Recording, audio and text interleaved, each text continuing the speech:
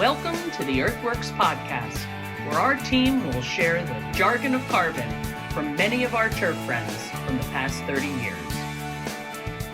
Hi, everybody. I'm Joel Simmons, and this is the EarthWorks podcast, and I am very happy to have somebody on board that I've known for, I don't even know how long. I think we just said 20 years. Bob Searle is at Abenakee. I knew I would say it wrong. I always put an R in there. Abenakee Club up in Maine. And how long you been there now? 13 years, you said? Yeah, it's my 13th season. Wow. Yep. So what's it like growing grass in Maine? I know that's a stupid question, but I get a lot of comments from guys all over the country. Yeah, when I retire, I want to go to Maine, and that's got to be really, really easy. And then I remember pictures that you sent me of ice and all sorts of things. I mean, the winters are brutal, so if you can survive a winter, then the growing season, the weather's great. We do have our hot stretches, our humid stretches. We deal with different pressures like everyone else. But I guess I would say the season, that real nasty, difficult season isn't quite as long as say the mid-Atlantic. Right. So what's your peak season? We're now talking in the middle of July. Yeah. You've got to be in peak season now. How bad does it typically get? I mean, and I think that's the misconception is that, I talk to guys from the mid-Atlantic who are right now are just dealing with drought and humidity and they think going up to Maine is going to be like a cakewalk and nothing is going to be a challenge. What's the weather like right now for you guys? I know you said you were dry. Yep. What's the temperatures? How hot do you get? How humid do you get? So we get, our temperatures get into the low 90s. And our dew points will get into around 70. So it gets humid. It gets relatively hot. And, we're dealing with dollar spot, grubs, pythium, anthracnose, all the usual suspects. So it'd be a lot easier than going from somewhere else, right? Oh, that's easy, right? Yeah. So, I mean, we certainly have our issues up here. Yeah. It's a battle every summer, but it has been very dry. We're definitely in at least a moderate drought. I wouldn't be surprised when the next drought monitor comes out on Thursday that we're in a more severe drought. We've had very little rain, so it's crispy up here. Yeah. What's the grass types? What are you dealing with grass wise? So we're pretty much wall to wall fine fescue, and we have bent grass greens. And now are they pure? How old are they now? They were rebuilt around 2005, and they're pretty pure. I'd say maybe 75-80% bent. USGA spec? Push up. Oh, really? So you rebuilt them to push up? Good. Yep. Are you happy about that? We're a coastal link style course, so the soil is very sandy. Yeah, I would say it's a loamy sand, so it drains really good. We haven't installed any drainage here; it just drains. So when you say push up, you're still dealing with a fairly low CEC soil. Yes. So you're getting good drainage. It's all that kind of stuff. How close to the coast are you? We are the coast. So the property's on the coast. It's on the coast. Yeah. So you're getting a lot of that. You're getting saltwater blow? No, because we're pretty elevated.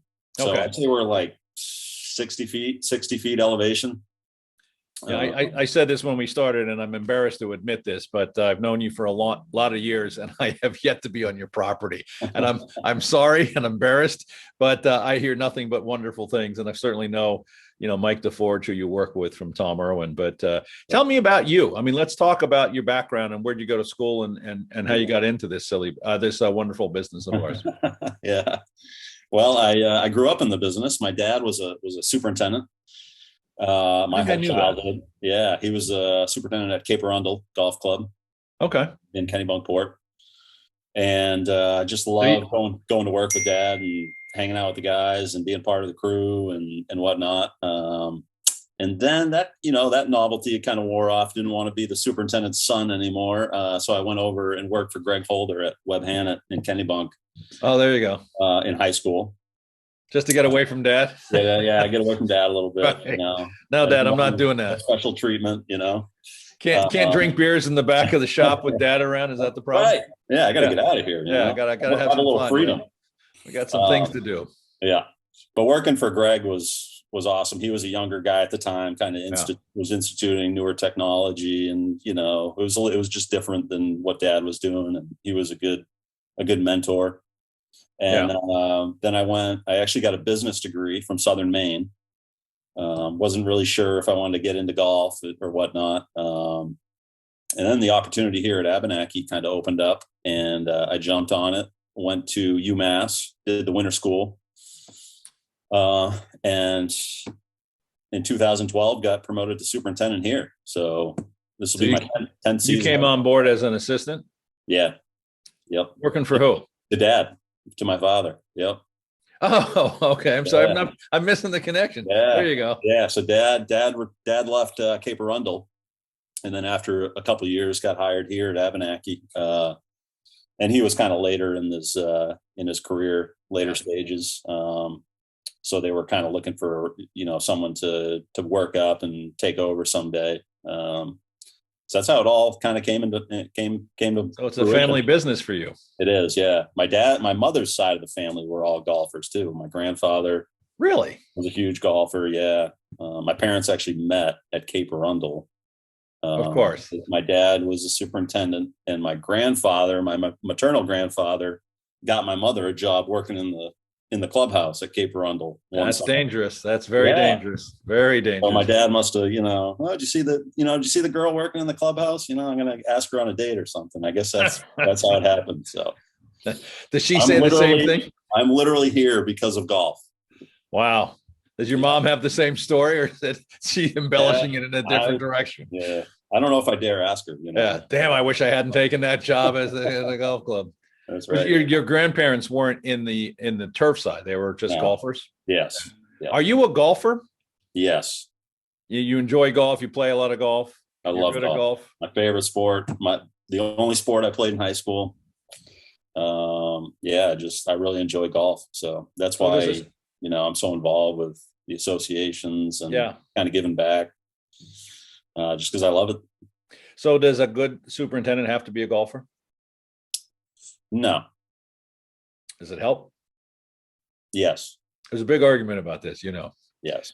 A lot of guys, and I've had a lot of conversations, here on the podcast and other places about guys saying, you want to find people that are really into golf. I mean, one of the conversations that's come up recently, and everybody in this industry appreciates this, is if you're going to recruit people to be on your crew, a lot of guys are finding guys that just have a real passion for the game of golf, maybe no experience, on a golf course or as a crew guy, but as long as they bring to that table that real passion for the game of golf, they stay and they really get excited. You throw them some, free rounds, they get to be on the course. It makes perfect sense to me. I don't know if that seems to be, is that regional? I don't know if that makes sense to you. No, I think you're 100% right. A passion for golf is definitely going to be a quality if you're looking for a good employee. Yeah. I think you just see things a little bit differently out there. And certainly playing. I like to play Abenakee like at least once a week just to get the golfer's perspective. Doesn't drive you nuts? Doesn't you lose your concentration, or can you score? No. I hear that. I hear that a lot from my colleagues. They say I can't play my course, but again, going back to my passion for the game, I love playing, and I love the style of golf that Abenakee provides. It's linksy, it's dry, it's firm. Yeah. There's a lot of ball movement. You got a lot of ocean view. Yep. Every hole. So you don't know the architect. So we talked about that a little bit. You think it might be Finley, but not sure. Yeah. There wasn't good record keeping, I guess, at the founding of the club, that era. And we did a renovation in 2005, and we hired an architect out of Richmond, Virginia. His name is escaping me. It might come to me, but he said he not Lester George. It was Lester George. That's it. He did Kinloch. Yeah. Yes. Yeah. He strongly felt that it was a Finlay design. Okay. I'm even pronouncing his name wrong, but yes. Yeah. Yeah. Lester George. That's right. Yeah. Yeah. I know Lester fairly well because he built Kinloch, which Pete Went was involved in, who I think you know. Mm-hmm. And Pete built Kinloch, and it's a great course. And it's really his signature course right now. Yep. but he's good. I mean, he's a good guy and he's a good architect. So Yeah. he thinks it's a Finlay. Yes.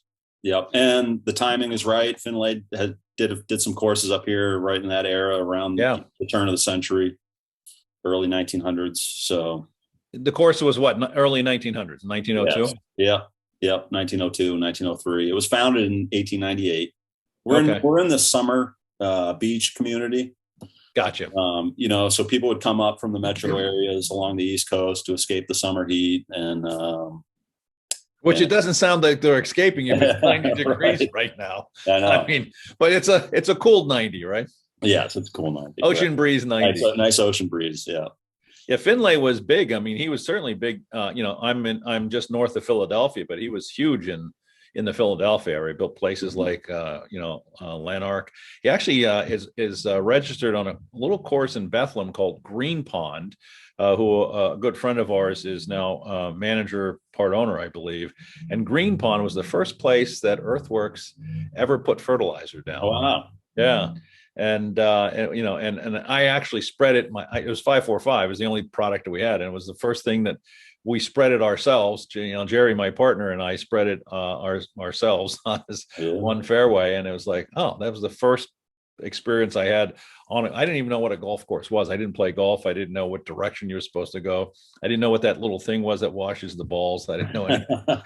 But it was a Finlay golf course, so I'm kind of partial. Was the 545 back then the same 545 that we get today? No, a little different. A lot different, actually. All right. I mean, you're talking early 1990.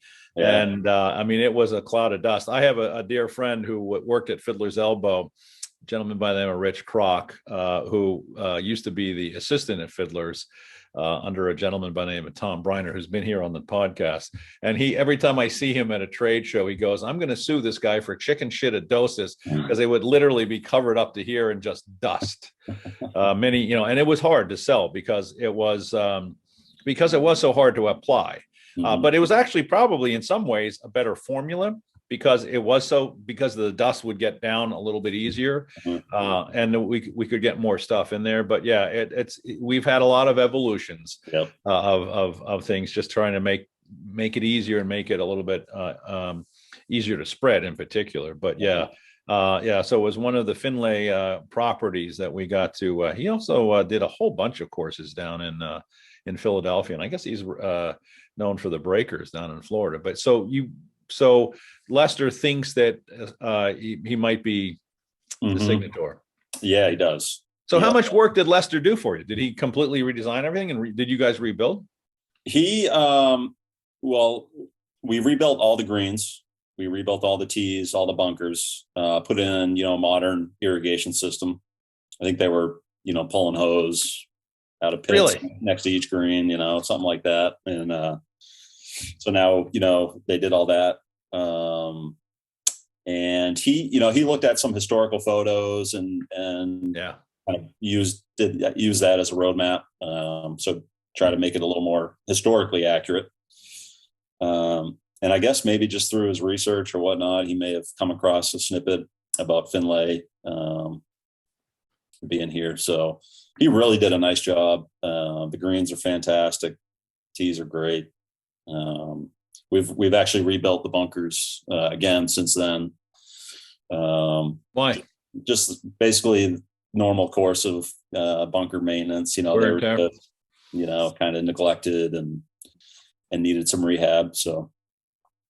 Yep. So talk to me about the winters in Maine. How bad? I mean, obviously you're not doing a whole lot, but you can, and again, I think we talked about this earlier. I'm 99% sure you sent me this picture many, many years ago of, I think it was as long as your arm. You had dug a hole from the surface of ice and snow and ice and snow and ice and snow all the way down to the green. And I think you had your arm down to the shoulder to touch the green. That's how much. Yeah. Is that typical of a winter for you guys? That was probably a anomaly. But drifting is a major issue where we are, because we're right on the ocean. I'll bet. So when it snows, the snow just drifts to one side of the property and piles up. And then the other side of the property may not have any, you could see grass. I mean, right after a snowstorm. Really? Yes. How big a drift? What are you talking about? I mean, I've feet? seen drifts go up and over people's houses here. Whoa, really? Yes, like you can't even see the front of people's house. All you can see is the roof. So the picture I sent you was in the spring, and we Yes. things were melting, but there's a snow drift on one of the greens that was probably chest high. And, we just got the backhoe out. We mark off all the drain lines, with grade stakes or something high enough that we'll be able to see it.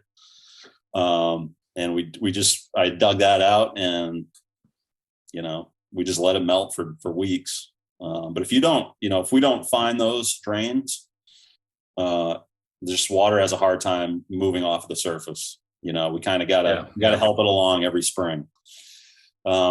So that's common practice is to dig everything out. Dig all the drifts.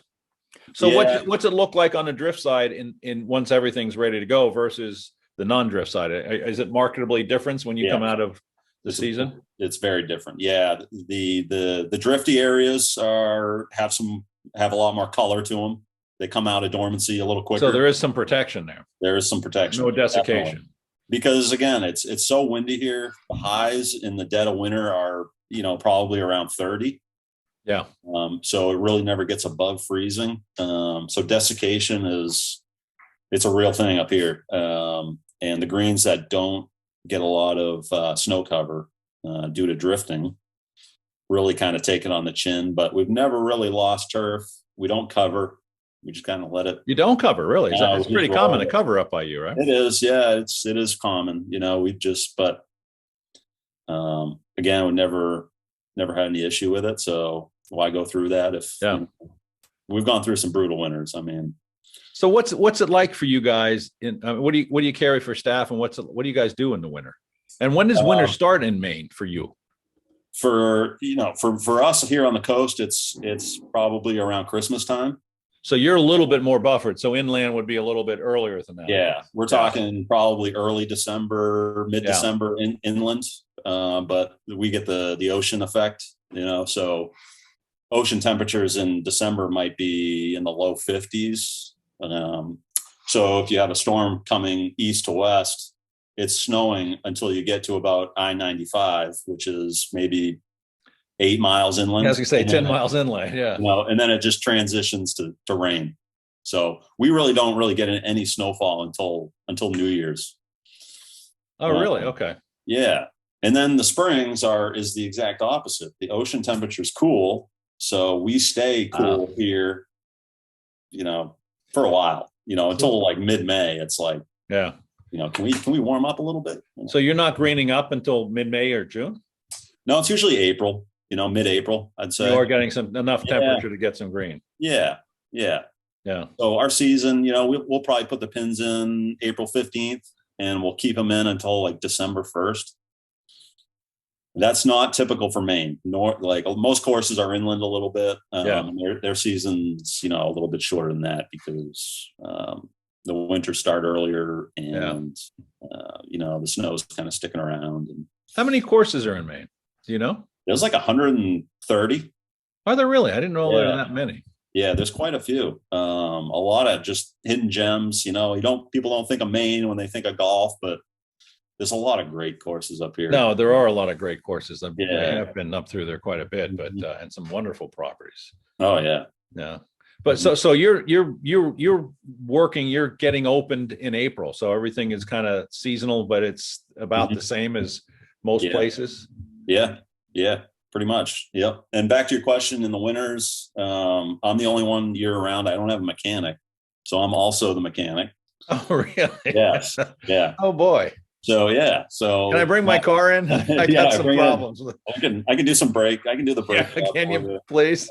Yeah. I'm sure you get that question by a lot of folks. Yeah. So my winters are working on equipment and just getting everything. There's ready. Nobody. You have no staff at all in winter? Just you. What's your staff like? How big is it now? So right now we have 4 full-timers and 2 part-timers. You have an assistant, a proper assistant? No. Nope. So you're running the show. Yep, running the show. Who's doing who's the watering? Who's doing hand watering? Is it you or are you giving it to one of the guys? The guys are doing it. Yep. The crew's doing So I like asking superintendents this question because I think it's a tough one. But how do you teach a guy, especially, a guy that's not trained assistant, to be a superintendent? How do you teach a guy how to water, especially in soils like yours, an environment like yours? Yeah. What's the art of watering at Abenakee? There we go. What I have done is use the TDR, the micrometer, and that has made things just so much easier as far as training. So usually I'll go around with with a college kid or whoever it may be, and kind of show them, hey, this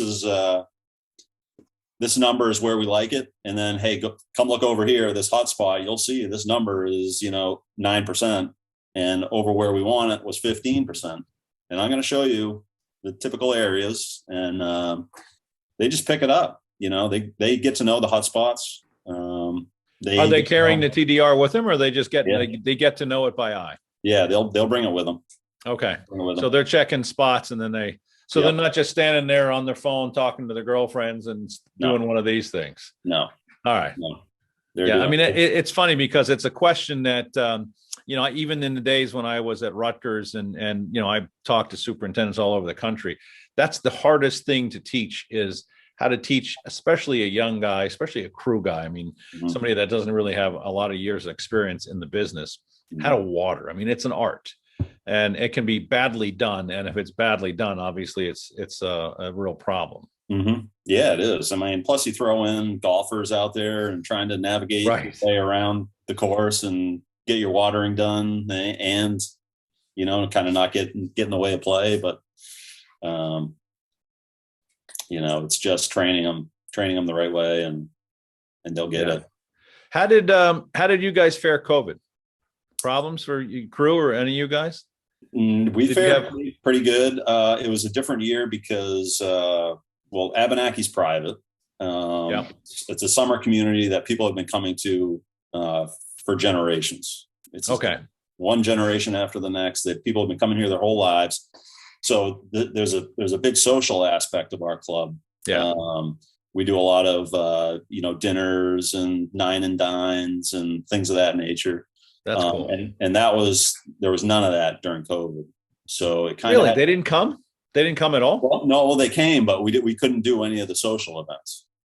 Did they play golf? They played golf. Golf was huge. So you were way up in rounds. We had a big We don't track rounds, but anecdotally, but you can tell by wear and tear, if nothing else, right? You could tell. We don't have tee times and we don't track rounds. So, it was a big boost to golf. All of our sports. We also have 5 clay tennis courts, and we have 2 croquet courts. And really, ever since COVID started in 2020, they've all, again, anecdotally been very busy. Yeah.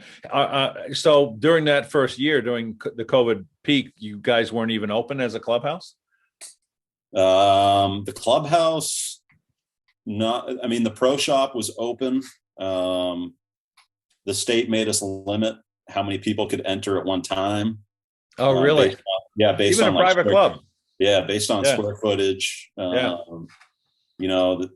The state had us doing the typical things everyone has seen on the golf course. No ball washers and the pool noodle in the cup, all that stuff. Oh, yeah. So, but we lobbied pretty hard, and a lot of that stuff was dropped. I don't know, by the end of the first season, really. Were you closed when it first started, the golf course? We closed for the month of April. Okay. Then it got open in May, and then everybody started going. Were your members still coming up to the community? I mean, I assume they have homes up there. Yeah. Were they still coming up? They were coming, and a fair amount of them actually just moved here permanently.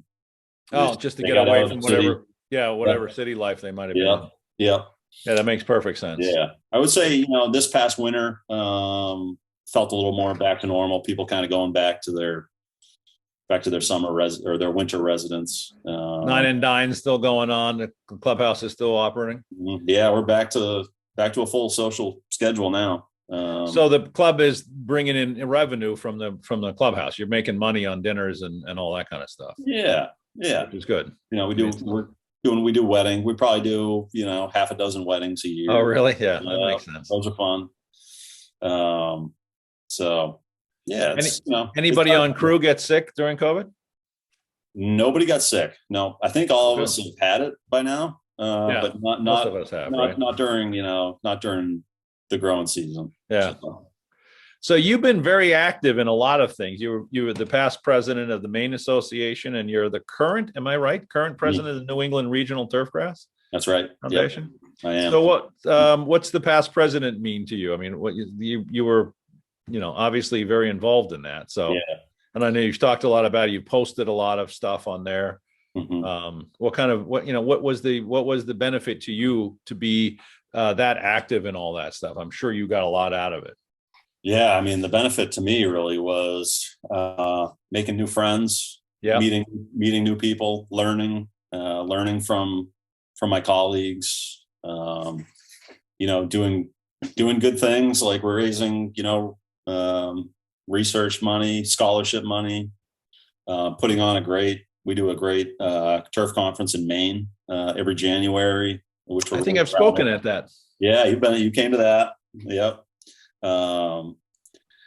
So just, my dad is also a past president. So that kind of meant a lot to me. I should have known. To be a second generation past president. Yeah.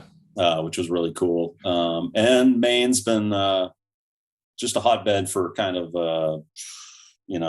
grassroots, pesticide, fertilizer. You guys have been through a lot of stuff. So, when I came on the board, that's really kind of when things were ramping up in that arena. So I got involved with that quite a bit too. And I chaired the BMP committee. So we developed the BMPs and now now being the president of the New England Regional Turfgrass Foundation has been rewarding. Again, meeting new people, but even from a broader community all throughout New England. But raising money for research at local universities, the UConn, URI, UMass, keeping those programs vibrant and healthy and getting relevant research, that means a lot to me too. So, is the association struggling at all? I know a lot of associations across the country are having a hard time getting folks to come to the meetings, to be a participant, and and to even just be on the board. I mean, it's unfortunate because I know you've gotten a lot out of it, but I think a lot of associations are very important to keeping people together. Yeah. As the Maine Association, are you struggling like a lot of folks are? Yeah, they are. I mean, they're very strong. We're strong financially, but the engagement is where there's a lot of room for improvement. Have you seen that change since you've been in the business? Yeah, it's gone down a little bit. Trying to think when I was growing up, maybe in middle school or so, Dad would bring me to an event, and it would be, I mean, my recollection of it is like so many more people there, so much more engagement. Yeah. Guys would get away in a day in July, and now it's hard to get an event and make it worthwhile. A lot of times it's 75% exhibit or vendors, Yeah, exactly. I mean, it's all us guys that you guys don't want to see every day. Right. It's funny when I started this business back, I got into it in the early 90s, and that was the best place to meet people and to network and to, obviously as a business, that's one thing, but just to get to know guys. And I remember those days, and it was 75% superintendents and assistants. And now it's flipped the other way. And it's, I don't go to many of them anymore because it's all people like me. I don't want to meet me, right. But, and we got to play some of the best golf courses in the world. And as you probably know, I'm a god awful golfer, but I love playing. And, you get to go to some of these, incredible golf courses, and I'm in the Philadelphia, New Jersey, Maryland, closest to my home, and some Long Island, some of the best golf in the free world right there. But yeah, some of these events have been some of the best. And I've talked to guys, I hate to say this now, the old guys. I mean, this is where we met, like you said, you meet a lot of friends. And it's unfortunate that, guys just don't feel like they can break away for a half a day or so and go play around the golf with a bunch of guys that, they're going to get to know and learn from. Yeah. I think another thing too, and I agree with that. So you mentioned that you would see a lot of assistant superintendents years ago, right? Yeah. And one of the things that I believe is that all the superintendents that are still engaged, their mentors would bring them to the association events. Right. All of them. Yeah. And so when they became a superintendent, they continued, they saw the value, they got valued all those years. And so now they're going, but for some reason, we're not bringing assistants as much anymore. We hardly ever see assistants at our events.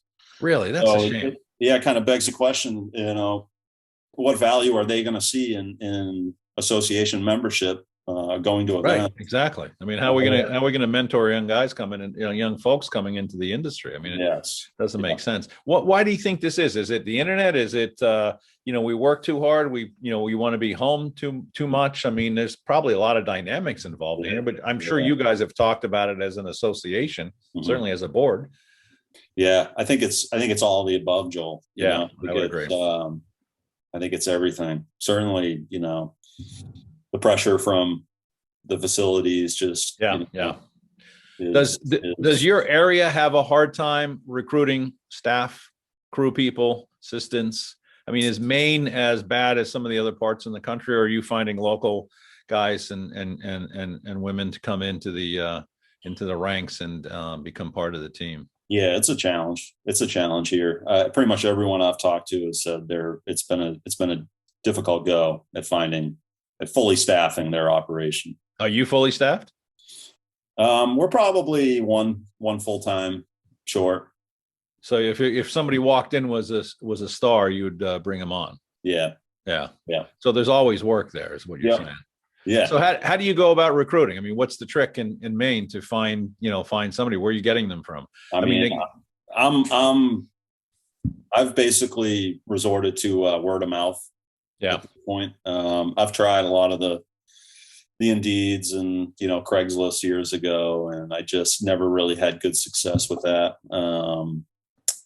So I've had really good luck with word of mouth, like a lot of my high schoolers, Oh, there you go. Yeah. Friends, their friends or their younger brothers or whatever. I hired the UPS, my UPS drivers, 2 of his sons have worked for me. Oh, perfect. There you go.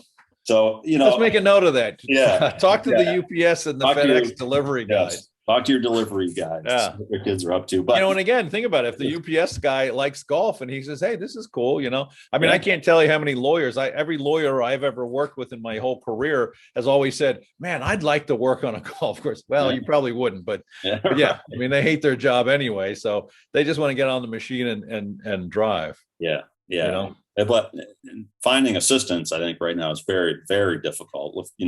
Forget about just seasonal hourly staff. Oh yeah. Assistant is single biggest question I get anywhere I go. Do you know anybody? I get emails from guys that I've known for a long time who I have a lot of respect and care for, and and I don't have a good answer, and it kind of breaks my heart because I'd love to help them out, but that's tough. It's really very, very tough. But like I said, a lot of guys are being creative, and I'm going to start talking about the UPS drivers. There you go. I think they got a work ethic. They work. They're driving back and forth, and they're on a clock all the time. So that's not a bad little gig if you can get them interested.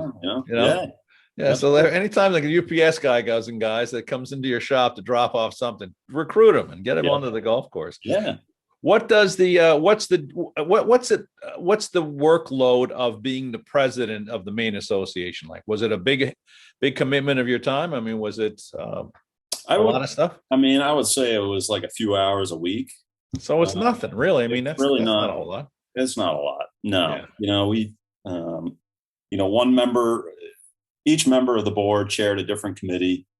So there, the workload was split up. We actually didn't have an executive director, so we probably did have a little bit more work than an association that had an executive director. For instance, the New England Regional Turfgrass Foundation, Gary Sykes is our executive director, and he's outstanding. And so the workload for that is probably even less than when I was the president of the Maine chapter. Because you got a director doing all the legwork stuff. Yeah. So what's that job to you? What are you doing there? What's your day-to-day on that responsibility at the New England Regional Turfgrass Foundation? A lot of it is planning for our next conference and show. That's our major fundraiser. We've already gone through our research funding process. So that's one of our other major tasks is decide which research we're going to be funding. So when's the show? When is it? Yeah. It is, I think, March 5th to the 7th. It's always that week. Is it in association with the trade show? Yes. Yeah. Is it during the trade show? Is it always at the trade show? Yeah, it's always at the trade show. So Tuesday is a full day of seminars. Gotcha. And then Wednesday, Thursday is the trade show and education sessions. And the trade show we're talking about is the New England Trade Show that's held in Providence. Mm-hmm. And it quite honestly is, at least it's in my mind, one of the most pleasurable trade shows that I go to. It's always the last one of the year, but Providence is a great time, and the group of people that are there are, always great. And it's always a well-attended show. Yeah. A lot of the shows in the country are just dying, but that show has held its own, and it is always a lot of fun and very informative. Yeah. It's always a highlight of the year. So that's, something if certainly you guys in the area that are, close to that show, if you've never been to it, make a trip, because it's always, I have a lot of friends from down here in the Lehigh Valley and in Philadelphia that make the trip up there because they know it's such a great experience, and it's a nice town, some great restaurants, good bars. Not that that's important, obviously, but it never hurts, right? That's right. So what's the research being done? What are you doing? What are you looking at research wise? So we funded this for this year. I think one of them is using wetting agents for annual bluegrass weevil control. Oh, that's cool. Interesting one. Yeah. A couple of years back, the NERTF funded the development of best management practices for all the New England states. So we also just approved the best management practices for sports turf managers for the New England Sports Turf Managers Association, NESMA. Oh, good. Yep. So they're Vicki Wallace at University of Connecticut is kind of leading that. Yeah. I know Vicki very well. I went to college with Vicki. Did you really? I used to copy off of her papers. I won't tell anybody that story, but she'll tell you that. Funny. I like it. So we're excited about that for the sports turf managers, because the New England Regional Turfgrass Foundation isn't just golf; it's also sports turf. So, how far is it covered? You don't get into Westchester, New York. It's just Connecticut and the New England states. Yes. Yeah. Okay. Yep. Well, that's pretty cool. So there's a lot of stuff going on with that group. Yeah, it is. And COVID kind of put a halt to our funding because we lost one conference and show. So normally we would be funding a few more research proposals, but they'd be staggered. So, these research proposals that we just agreed to fund are like 3-year studies. Yeah. So next year we'll bring on a couple more that'll go 3 years, and they'll become staggered again. So we're slowly kind of ramping up our funding level. We had a really good conference and show back this past March, so we're confident we can get back to where we are. Almost, I think we're at $2.6 million. Wow. In research funding. We've funded, at least partially funded, over 90 studies or research projects. That's fantastic. Yeah, I would never have guessed that. Yeah, so we're looking forward to getting back to a full funding level. So how long will you be involved as president with that organization? So I'll be the president for another year. Okay. And then I'll be the past president probably for 2 years, and we'll see. No, not making any commitment after that. I was asked to make a commitment on air here. That's all. All right. That's all good. That's all good. Are you enjoying that? I mean, obviously you've been very involved in these kind of things, and I'm saying this all because I think a lot of guys look at these kind of commitments as a lot of extraneous time, and I don't know that it really is. And it's important for our industry to be able to maintain these kind of organizations. Yeah, no, it's been really rewarding. I mean, I've made so many friends. I've learned. I mean, I've just learned so much from people, and I know the research is benefiting. Yeah, a lot of people, no doubt about that. And the time commitment, like I said, it's really, in the grand scheme of things, it's not a lot, and the amount of what you get out of it, I think, far outweighs the time that you put into it. Right. So, yeah, and definitely. you've got a couple small kids, right? I got one, Spencer. You got one small kid. Okay. Yeah. I don't know why I always think you have 3 kids. I think I've said that to you a couple of times, but yeah. But but relatively young still. Yes, he's about to turn 4 in a week. Okay. Yeah. So how's that affect life balance? I mean, that's an important time for a little kid. It is. Yeah. I mean, it's it's been pretty smooth. I look forward to picking them up from daycare every day and spend, You're able to do that? Oh yeah. Yeah. Oh, I'm out of here at 3 and I go get them, and it's going to be for a little while before mom gets home from work. So yeah, it's been good. This time of year, our season, of course, in Maine is relatively short. So, we do put a lot into it. If things come up and I got to be at work, my wife knows, and Spencer's getting to know that, dad works a lot in the summer. I'm gone on weekends, for a few hours every morning and whatnot. Yeah. But, I love what I do. So they know I love what I do. And it's all working out. So, but for the most part, you're home, you're picking them up and you're home and you're able to be dad. And, yep. That's important. I mean, that's a conversation we have an awful lot, is this whole life, work balance thing. But, I mean, having a young family is not an easy thing in our profession. And I hope, and I think it's getting better. Mm-hmm. I think guys are figuring out that, it's at the end of the day, it's only grass and we don't need to work 200 hours a week, Yep. and being able to raise your family and being with your kids, I mean, that's everything. I mean, I can say from experience, from a guy that spent most of his professional life traveling, I would walk home and my family would call the police because some strange guy was in their house. It's like, now they call the police for other reasons on me, but that's a whole different story for another time. I would say that the club too is very, very generous with my family time. Like with COVID, daycare shutting down. My wife's a nurse, so she didn't really have the luxury. Oh, cool. Say I got to stay home. So most of it fell on me, and it was precious time that I'll never forget. How's her life been during COVID as a nurse? It was challenging. Yeah, I bet. I mean, especially at the beginning. The first few months, very stressful. Must have been scary. Yeah, it was. She was nervous about bringing it home. And, right, exactly. Spencer has had pneumonia twice and hospitalized both times.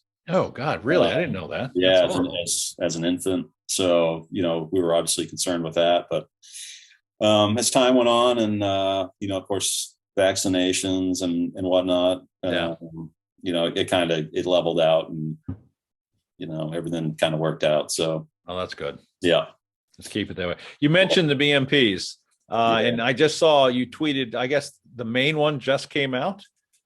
The main one, actually, that tweet of mine, Searle _turf, if anyone's interested, that one is pinned to the top of my profile. So that one got published in January of 2020. Oh, okay. So this wasn't something brand spanking new. Not brand spanking new. No. And how involved were you in that? I mean, what's I mean, I don't know if you can do an overview of a BMP, but anything radical, any major changes? I mean, what kind of things are you looking at in establishing that? And what does it do for us? I mean, why would we even care about that? And how would we use it as a superintendent in Maine or in New England somewhere? How much time? You said we only have an hour, right? You got 5 minutes, pal. All right. Make it fast. Well, I'm going to throw questions at you, but you got to get them done quick. I was involved every step of the way. Wow. With the BMP project. We had experts in the state looking at it, providing feedback. We had superintendents in the state looking at the BMPs, providing feedback. If you can't do it, then it can't be a BMP. It's got to be. Good point. It's got to be something that's achievable. Something achievable.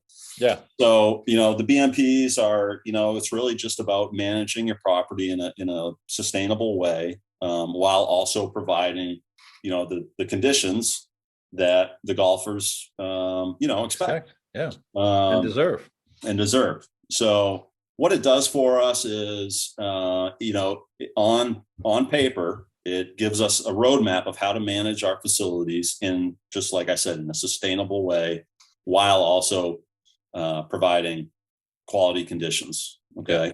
It's simple things that we've all been doing for many, many years, using moisture meters, auditing your irrigation system, keeping, your equipment, doing the preventative maintenance on your equipment, having spill prevention on your storage tank, your fuel storage tanks, all kind, overseeding with improved grasses to improve your disease tolerance, just, all that sort of stuff. Right. All science based. So that's number one, what it does for us, provides a roadmap for managing your facility. Number two, it's an advocacy tool. Okay. Right. So yeah, I think that's important. Yeah, absolutely. And for us in Maine, it was huge. I mean, we're hoping that it's going to help us in the advocacy world. I don't think we haven't really had to bust it out yet and say, this is how we're managing, but that's the gist of it is to say, you want to know how we're managing our golf facilities? Well, here you go. This is it. This is how we're doing it. And these are the people who have reviewed these and signed off, the Maine DEP, the whoever you had review it, that's huge, Yeah. So it's very comprehensive, covers pretty much every aspect of an operation. So it's really, really, really, really cool. Have you ever had to break them out and use it as an advocacy tool? I mean, to a local community or to members of the club? I have a couple times. We mowed some of our native areas in the fall one year, and a member asked me, like, I think you should mow those in the spring because it's forage for small animals and cover and protection for the winter. And I said, that may be, but I'm going off these BMPs that were written by, so-and-so at the experts, Connecticut. So I went and I looked it up and I showed her, I said, the best practice, and actually I will give her credit. The best practice was, mow it in the fall or spring. Spring. Yeah. So I said, well, you know what, let's give it a try. So I actually did it in a few areas. I just normally we would mow all of our naturalized areas that's no mow all season long. I'd mow them in the fall. Right. Yeah. And this past spring, last year, I said, I'm going to wait till spring to mow. And you know what, right now they look exactly the same as they would if they had been mowed in the fall. So no reason to do it in the fall. Will you stay with the spring? I think I might, because it kind of, we're so busy in the fall aerating and I was gonna say there's a lot of stuff getting ready for the winter. Yeah, one less thing to do then. Yeah. Hey. But those are the kind of improvements that the BMPs can help you. And one, I think a misconception is, like, if you adopt the BMPs, that it's like a contract you're signing that you have to follow these BMPs, and that's not the case. That's not the case. It's a guideline. You can cherry pick things and make little improvements as months go by, and that's really what it's all about. But do the guys in the golf community take heart the BMPs and at least bring them in and have them sitting there and just obviously it's an insurance policy in some cases, but I would also think it could be a really good training tool for, somebody just, I got a question about whatever it is, and there it is right there on your BMP. And it's a good guideline, especially a young guy coming into the industry. Yeah, absolutely. I think they are. I think superintendents in Maine have adopted it. Good. And they've looked through it and reference it. We were looking at doing some native plantings. Cool. And I went to the naturalized, management area, and there was a There it list is. of native to New England plants, and bang. Oh, there you go. I mean, Stuff like tons that, of information. Yeah. Is Maine in that area very how do I say this eloquently? You have a lot of tree huggers? Yeah. Okay, so you got so the BMPs can help you there. When you are confronted by a community member or even a member, Yes. that might have that. So it makes perfect sense to have. Maine's a hotbed for that. I would think so. For it. So and so you guys have been involved in lobbying and legislation and all those kind of things. Yep, constantly. All right, that makes perfect sense. Yep. Let's talk agronomy. You and I have been working together for a long time. And you've certainly been to a lot of the meetings that I've spoken at and been a part of, and you've been a very big part of our community. I'll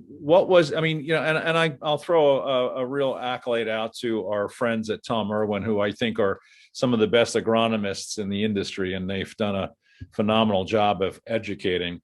Before you started working down that road with these guys, have you made changes in the way you think and the way you've been working the soils piece of what you do? Oh yeah, over the years, most certainly. When I first started here, it was a lot of synthetics, really only thinking about the plant and how things look. And again, working with Tom Irwin, as you mentioned, starting to have a more comprehensive view of things, thinking about the soil and the plant. And slowly incorporating a lot of carbon-based products, carbon-based fertilizer,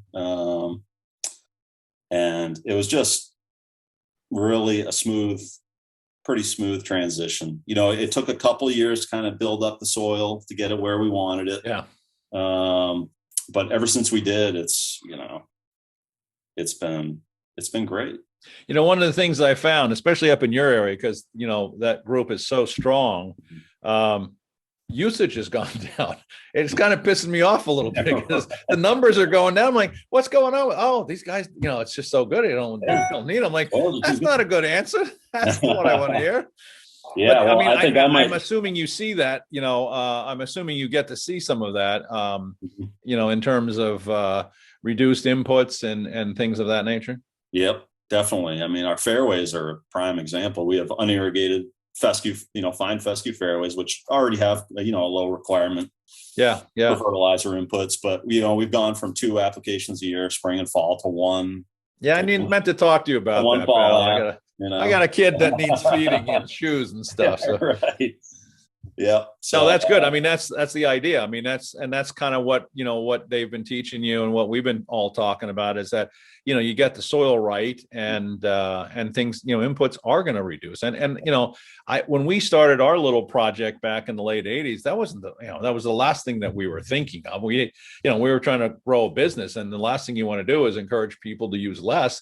But the reality is that's exactly what we want to do, is encourage you to use less, because it means more, and you can let things ride and recover faster.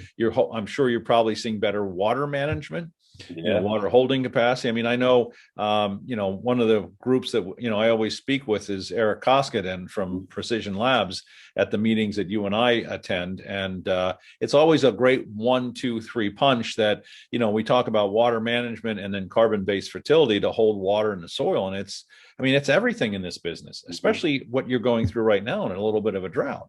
Yeah. Oh, absolutely. It's, what do they say? Like for every, 0.5% of OM, what's the water holding capacity? It's like 10 gallons for every, well, no, it's it's funny. I used to say that all the time. Eric says it all the time, but it's massive. I mean, it's truly massive and when we're talking, and so, the saying is for every, inch of organic matter, it holds 100 gallons of water per acre per year. Yeah. And that number is probably not right. But the point being is that if we have good organic matter, and that's the thing that I've been preaching all these years, is there's a huge difference between organic matter that's good and organic matter that's not good. Thatch is organic matter, but it's not going to help you hold water. Right. But you start to digest that and get biology working on that. You digest that thatch down to humus, and that's a sponge. And it's a sponge that it's such a paradox because it's a sponge that allows water to move around it. So it holds water, but it also allows, it doesn't just sit there in a puddle. But you have that kind of soil profile. It's going to hold water. I was just doing a podcast with the former publisher of Acres USA, which is the Sustainable Ag magazine, and we were talking about a farmer out in the middle of Virginia, which is the mid-Atlantic, which is the armpit of the world to grow anything. Yeah. And he started to build his soils and build organic matter. And farmers would come around and say, this guy must be stealing water from the river or from somewhere because his is the only farm that's green. And he goes, no, I'm just managing my soils better than you are. Mm-hmm.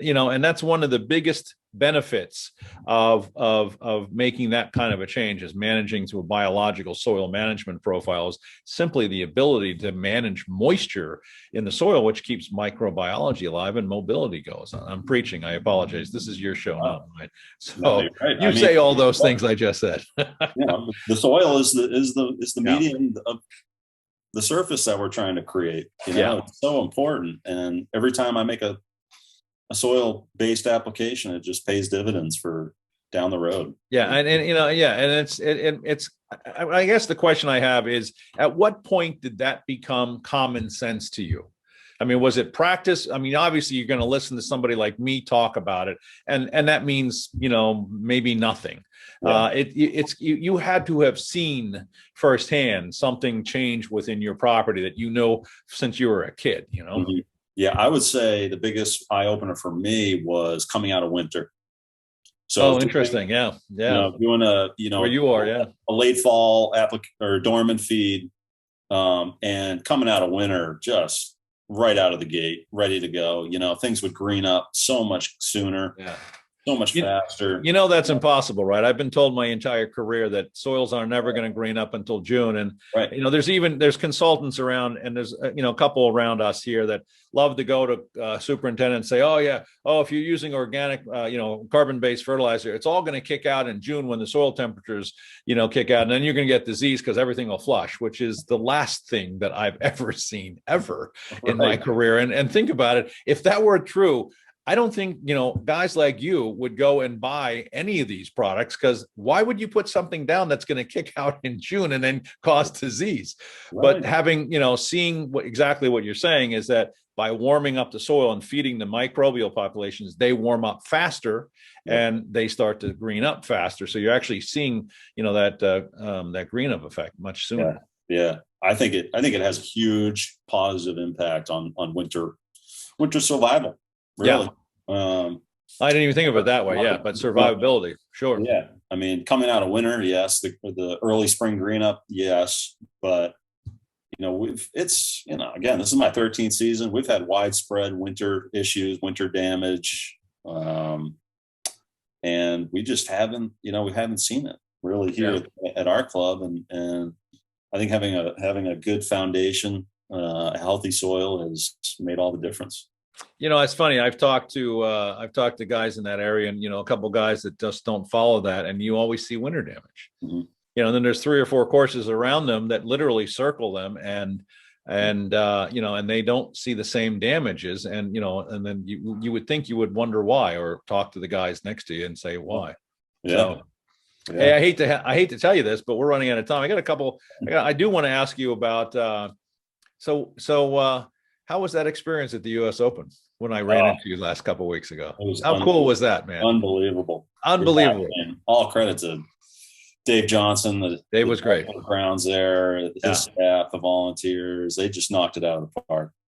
Yeah, I mean, it's such a phenomenal golf course. Just the golf course is spectacular, but that whole experience and that whole maintenance tent setup that they had, and I know Tom Irwin is very involved in helping some of that. But just having that platform overlooking the 14th fairway. Yeah. I mean, it was just a great experience for I talked to a lot of the volunteers. I'm going to have a couple of them on podcasts down the road here, but just that experience. And I've been to a lot of these events, and I've never felt the volunteers at ease like they were at this particular event. And I know they had some some coaching. I know Randy Jones was there doing some coaching. One of the coolest things was they had the I don't know if you participated, but in that the sleep guy. Yeah, the sleep guys. That was the coolest thing. So if you what we're talking about is they had this setup where they would have, I don't even remember the name of the company, I'm sorry, but they would, they'd put a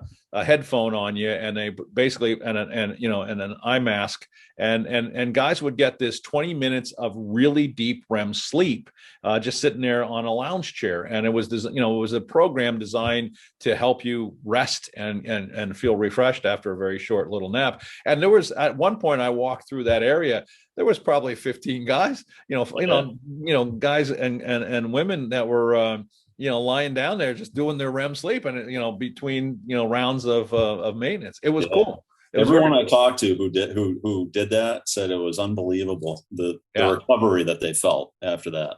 Yeah, I did not do it. I wish I had. I really, if I had the chance, I would do it. But the whole setup was phenomenal, and the property was great. And it's sometimes the opens can be so big, so grandiose, so hard to maneuver, get around, and but this was wonderful. And like you said, Dave Johnson did just an exceptional job, and it was cool running into. I hope that whole setup for the volunteers with the hospitality tent overlooking the course. Yeah. Hopefully that becomes a template for future majors, wouldn't that be future nice? Volunteer experiences, because like you said, it was unlike anything I've seen. Yeah. Have you ever volunteered to a major? I did the 2015 US Open at Chambers Bay. Oh, did you really? Yes. That was a unique one, wasn't it? It sure was. Yeah. Oh my gosh. And the reason I did that is because Abenakee is a coastal links course. It's all fine fescue. Okay. There you go. Chambers Bay is the same, on the Puget Sound. So that must have been an interesting experience, and we'll leave it at that. How about that? Right. Bob, thank you so much. I appreciate your support. You're one of our biggest supporters on social media, and I'm very grateful. It's always good to see you. It's I'm certainly appreciative of our friendship and your support over the years, and I will see you again. I promise you, sooner than later, I will walk your fairways, and I want to see the property. And like I said, I'm kind of shocked that I haven't, but I'm going to hold you to it. We're going to get you up here. We'll blame it on somebody else for that. How's that? Right. Thanks a lot for having me. I've been looking forward to this, so I'm glad we finally were able to appreciate it. Thanks, Bob. And that is the EarthWorks podcast. We will be back next week with somebody maybe more interesting to Bob. I don't know. You never know, but probably not. If you're not a subscriber to the EarthWorks podcast, please subscribe, because we will send you notifications that we're going to have very cool guests that will talk about some cool things, and maybe we'll learn about BMPs again and show you how cool they are. But again, Bob, thanks so much for being with me. Appreciate it. Thank you.